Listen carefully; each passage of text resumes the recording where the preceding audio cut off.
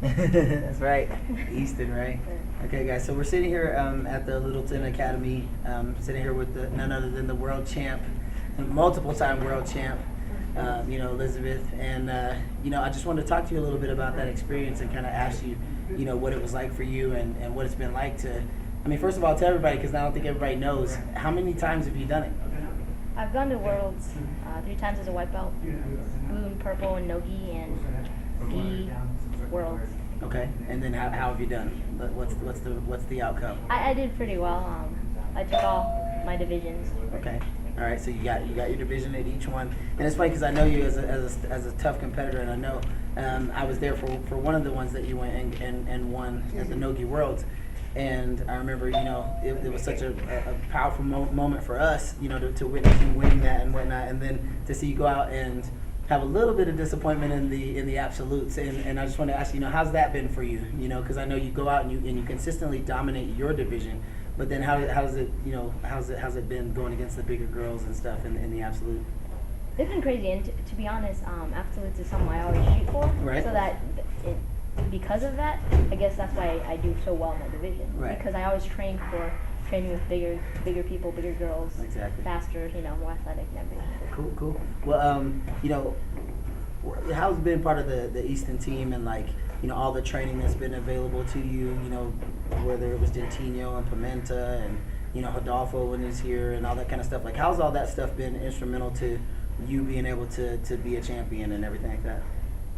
To be honest, it makes all the difference because within all the schools, I've jumped between all the different schools. I've attended all the seminars that I can make it to, and any opportunity that I have through Easton, I've taken advantage of, and it's made such a difference in my training. Right.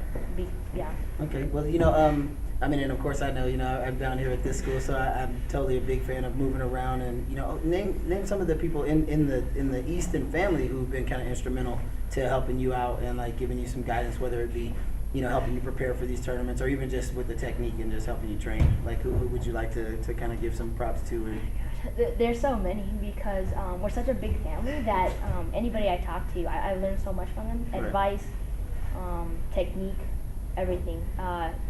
Just even within Denver, Professor Suss, Professor Junior, Professor Larry. I could name every single person and how they've affected me in training, and the littlest things that they've said has made such a difference. Right. And I totally understand. It's been the same thing for me ever since I've been with Easton. I came from another school, and the way they did things was just a lot different than how we do it here at Easton. And I'm a huge fan. And I think that it's a real positive experience. You know what I mean?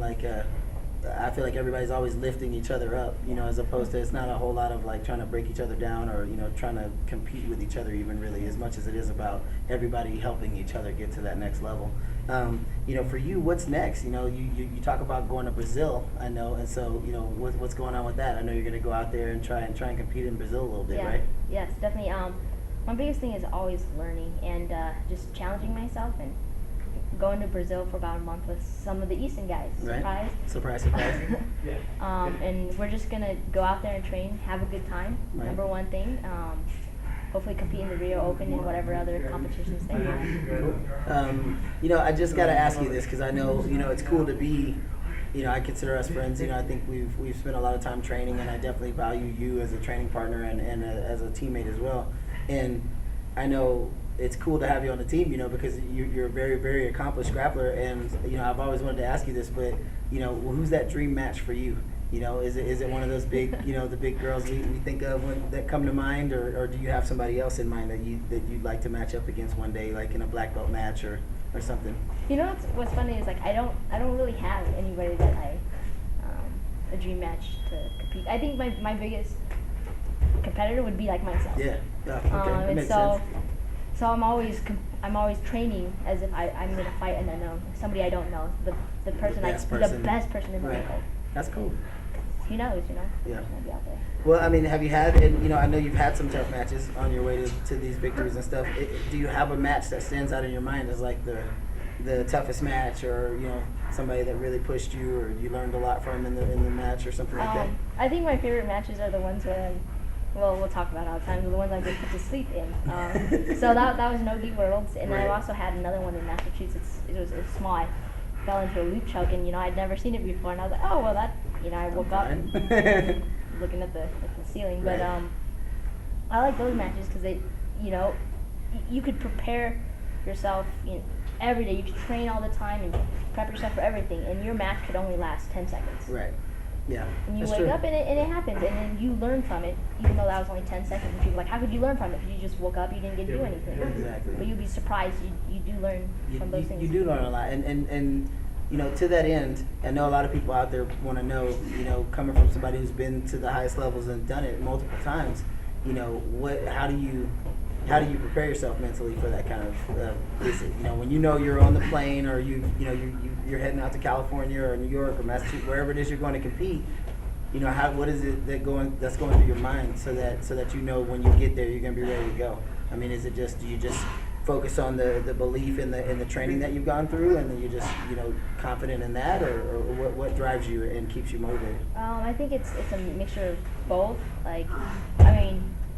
Professor Vellore, Tyrone, when he used to train with us, he used to say, you should always train and be ready to compete. So Right. that's something that I've always taken with me. So whenever I go to a competition, I know that I've had months and months and months of training, and therefore I take that with me, and I trust in what I know. Right. With So you myself. do you believe it's that training at that level and knowing that makes you be so confident when you go in there? I think it helps, but you can never account for things when you get into a competition, and so in those moments, like I know that I have a lot of background or training that behind me, but at the Right. same time, I know I gotta have fun too, Yeah. because if I hold all that pressure on myself, that I had all that training, or everybody's counting on me to do well, Right. and I end up losing, man, I'm just gonna be devastated. Now I'm glad you got to that, because that's what I was kind of trying to get to for the people out there to understand, and I've learned this the hard way myself in my own career,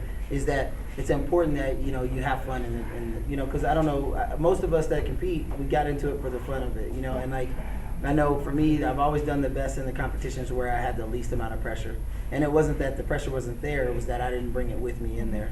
And so, I know I can definitely identify with what you're saying there, and hopefully people that are watching this will take that and learn from your experiences.